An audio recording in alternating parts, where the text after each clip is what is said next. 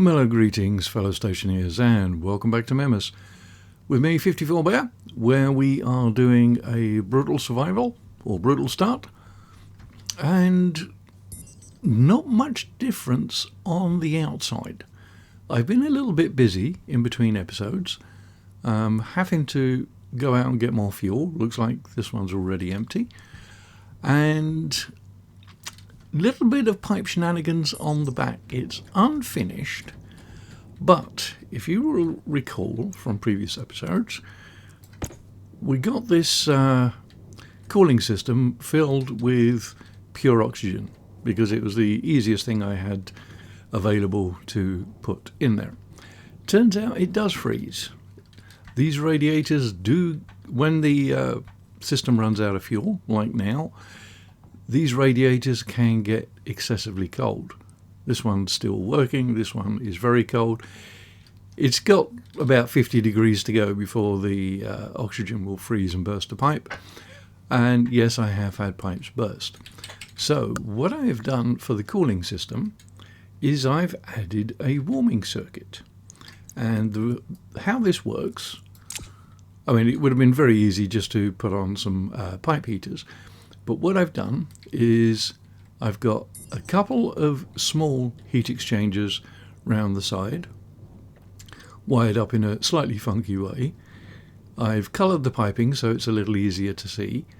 So the pink tank and pink pipes connect to one side of each of these small heat exchangers, and there are pipes that connect to the radiator via this digital valve. And I have a water cooler analyzer on it so that I can modify the code so that when the temperature in the radiator gets down too low, we can fire this up. So right now, this temperature is 158K. Turn it on, it warms right up.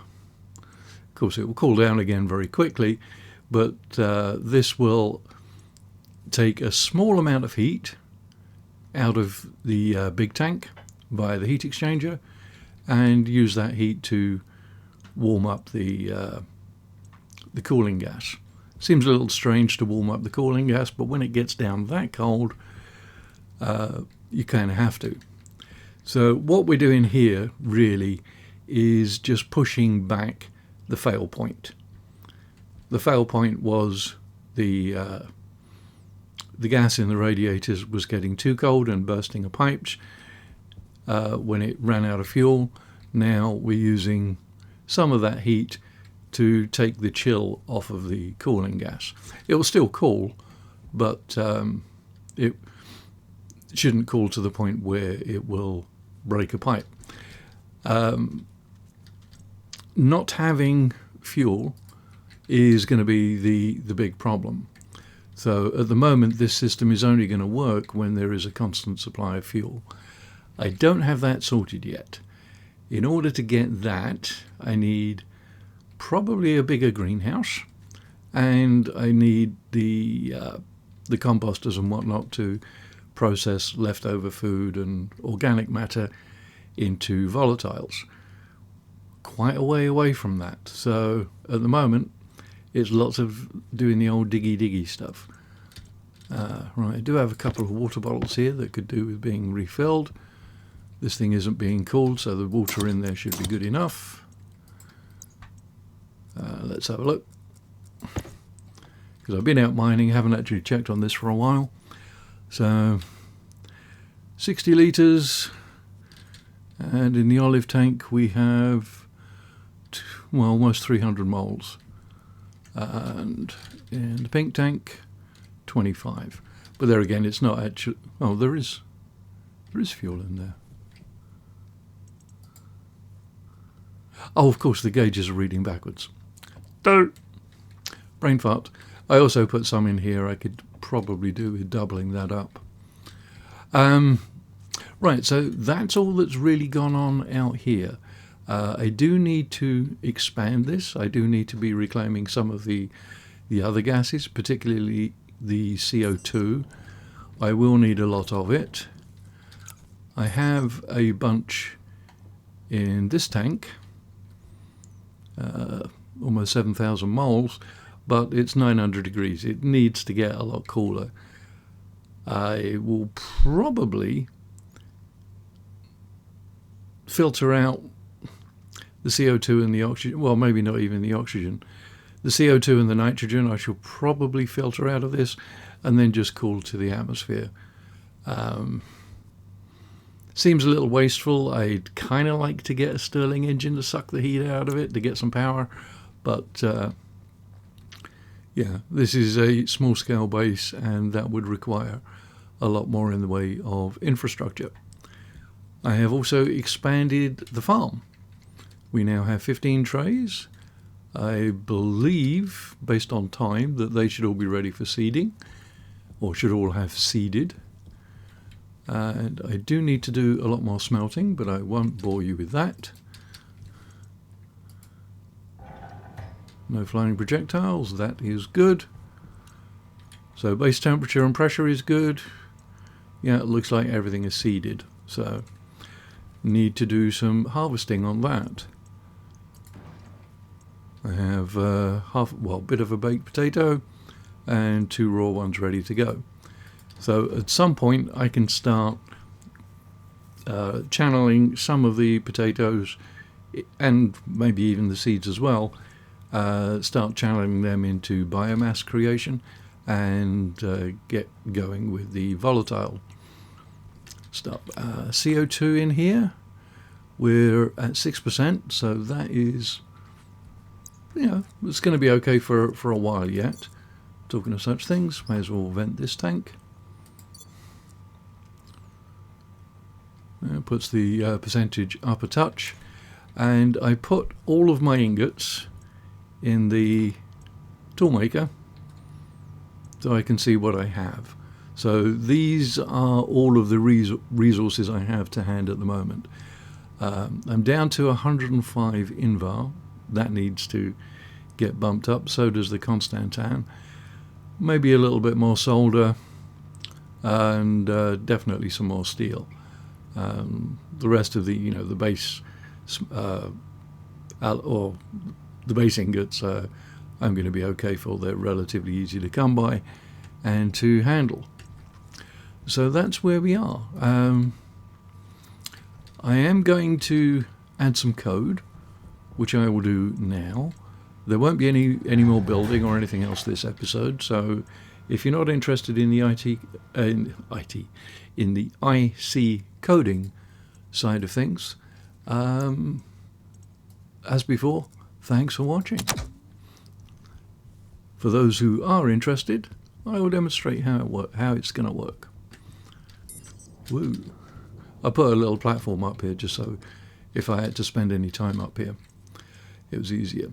Right, so I've renamed these. So if you recall, the code that we are currently running is not using any pins. So we are accessing digital valves on the other side, and so these ones needed unique names as well. So we have DV for digital valve, steam cooler warmer, and then we have the steam cooler analyzer. We have the water cooler analyzer and the water cooler warmer, or DV water cooler warmer. Now I haven't put any of the code in yet. I am about to do that. Or I would if I had the laptop ready. Okay, so this should be the code that we were running. So I already have a define for the digital valves, so that's good. All I need to do now is check the temperatures. I'm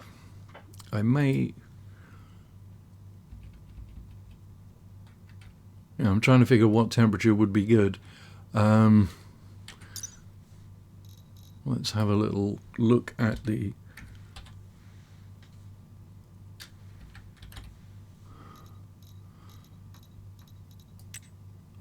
oxygen. Right. Oh, we'll keep it in Kelvin, I guess. Right, so there's a couple of megapascals in there. So it can get down to, well, let's say if we keep it above 158K, whoops, log scale please, thank you, don't know why that both reset. Right, so if we keep it above 110, we should be okay. So that is, say, 150 or 160 Kelvin. So we'll use that as our threshold. So define low temperature limit. What did I say? 160? Yeah. All right. So we will. Oh, I do need another define, don't I? I need one for the analyzers. Define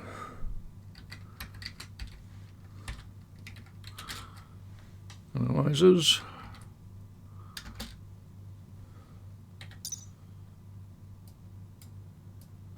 What was it? Pipe analyzer. Not the kit. Good.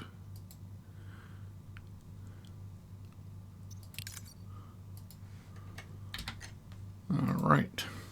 So load batch name into, well, following on from previous, we shall give it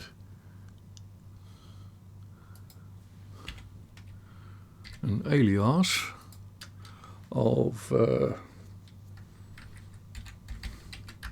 coolant temperature, and we'll put that in R13.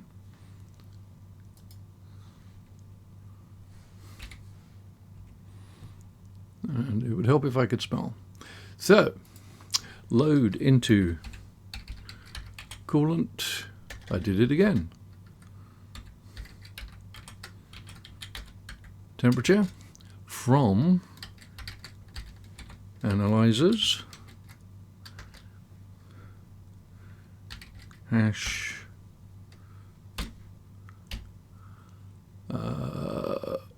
and I've already forgotten what the names are.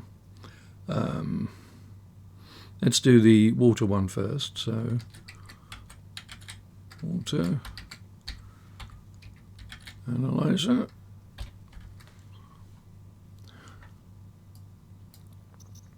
Don't need that open. We want the temperature. And of course we have to specify average because we're using the batch method. So set greater than, because we want to see if the temperature is above the limit. We'll use device status again, because as with before, it'll get reset as soon as it hits this, it resets anyway, so we don't have to worry about it. So if the coolant temp is greater than the low temp limit. So that'll put if the coolant temperature actually no, we want it below, don't we? Yeah, if the temperature in the of the coolant is less than the limit, then device status will be a 1, otherwise it will be a 0. Then we can store batch name. This is a digital valve, and we need to give it the hash again. Hash dv water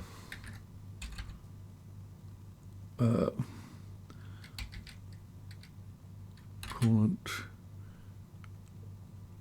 warmer. I have a feeling I've got that wrong. On, and then we'll set that to whatever's in device status. All right, I'm going to confirm that, and I'm going to run away and check the names because I think I've got it wrong, or I'm not certain I got it right. One of the two. DV water cooler warmer.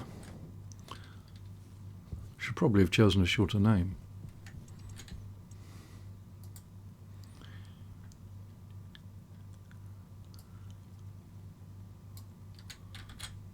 cooler, warmer. Okay, so that should take care of the water side. Then we just do exactly the same with the steam. So we'll copy this line, put it down here, and it's the steam analyzer.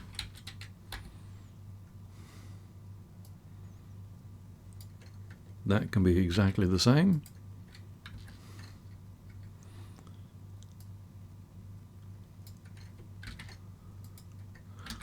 This will be exactly the same, except it's the steam cooler, warmer. And yes, I freely admit these are not the best names. I could have come up with something better. TV water cooler warmer, TV steam cooler warmer, steam cooler analyzer. Okay. So I need cooler in the analyzer names.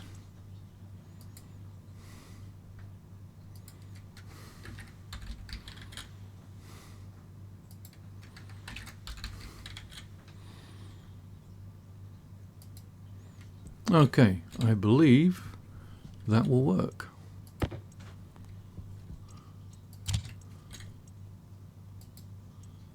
I have said that before. Well, actually, let's make certain there's no errors. Good.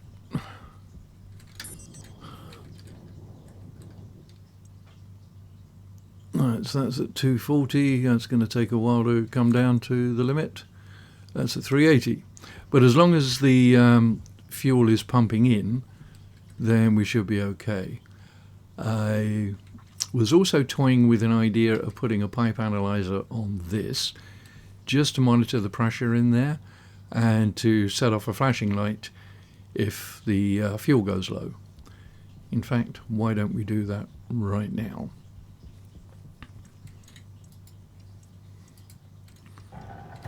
See?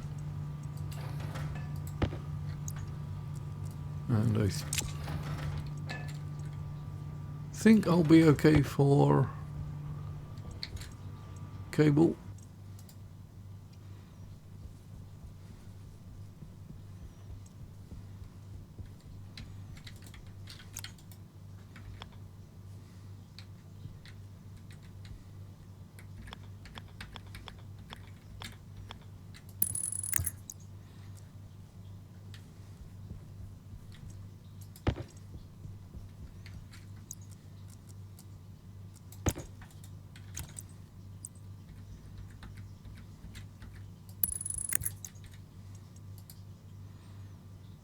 Right, so this one we will need to give a name. Hydration critical. Call it fuel analyzer.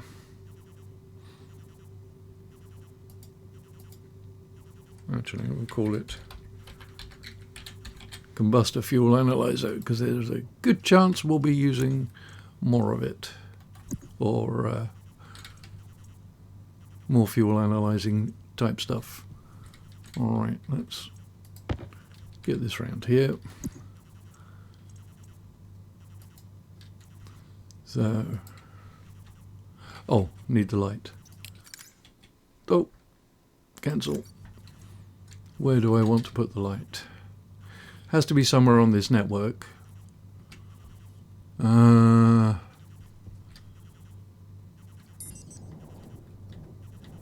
Should be somewhere visible, but somewhere where I can get the cable to it easy enough. I think. Oh, that's good. We can actually mount things on edges now. I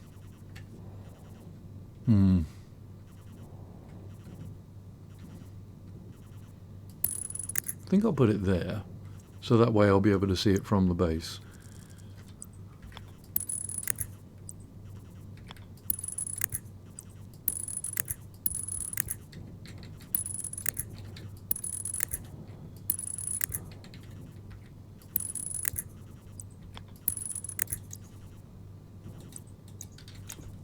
Excellent, it works.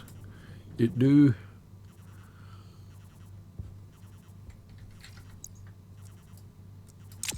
Okie doke. Edit the code. Pause. So I don't have to listen to that horrible noise. Flashing light. Okay.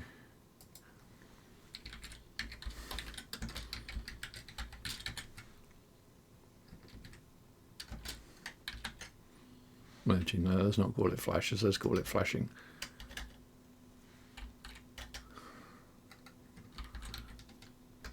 Flashing lights. Okay. Load batch name. As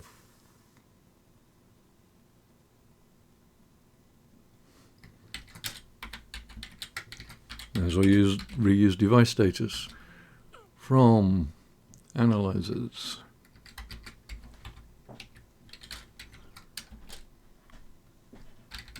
Hash. What did I call it? Combustor fuel analyzer. We want the pressure average. This can go. So that'll read the pressure. So I want to store if equal to, I want to set it as soon as it, I want to have a value that is a 1 when the pressure is 0. So set equal to 0. QZ, there we go. And we can reuse device status. No, I can do it, yes. Yeah, so if, actually no, let's have a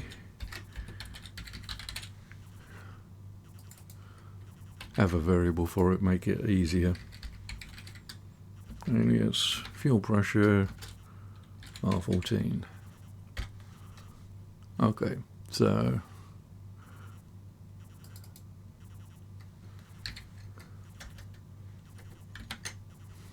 if the fuel pressure is equal to 0, device status is on, otherwise device status would be 0, and then we can set batch, not going to bother with the name, flashing lights,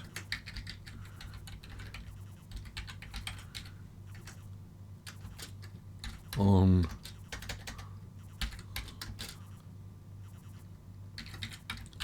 device status. So read into fuel pressure from the analyzers, just the combustor fuel analyzer, we're reading the pressure. If the fuel pressure is equal to 0, then device status will become a 1. Otherwise, it will be a 0. And then we'll use that device status to control whether the lights are on or the flashing lights are on or off. Right. Yank the chip. Export the code. Put it back.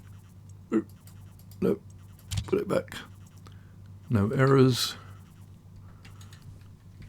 Right, pressure in here is 5 megapascals. All right, so we've got a bit of time before that is likely to run out.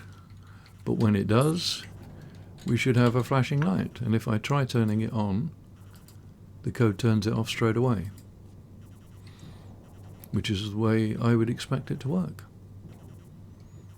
Now, if I actually, one quick way of testing it.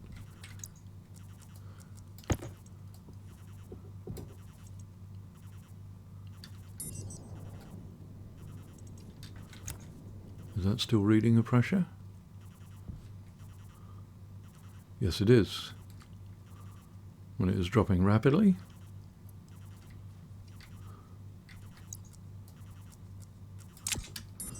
And when that pressure reaches 0, that flashing light should come on.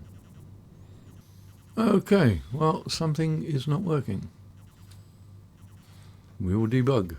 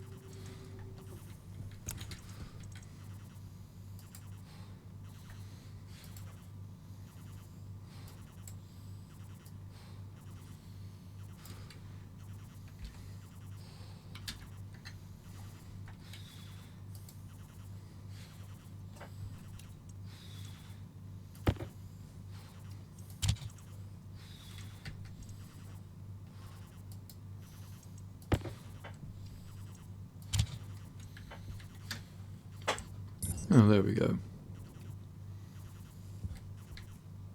That must have been misspelt.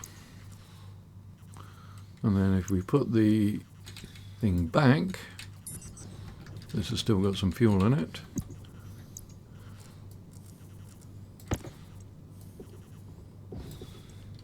Light goes off. Test it again because I want to make certain it actually works properly, rather than just have me remove and insert the chip, which may somehow have forced an update.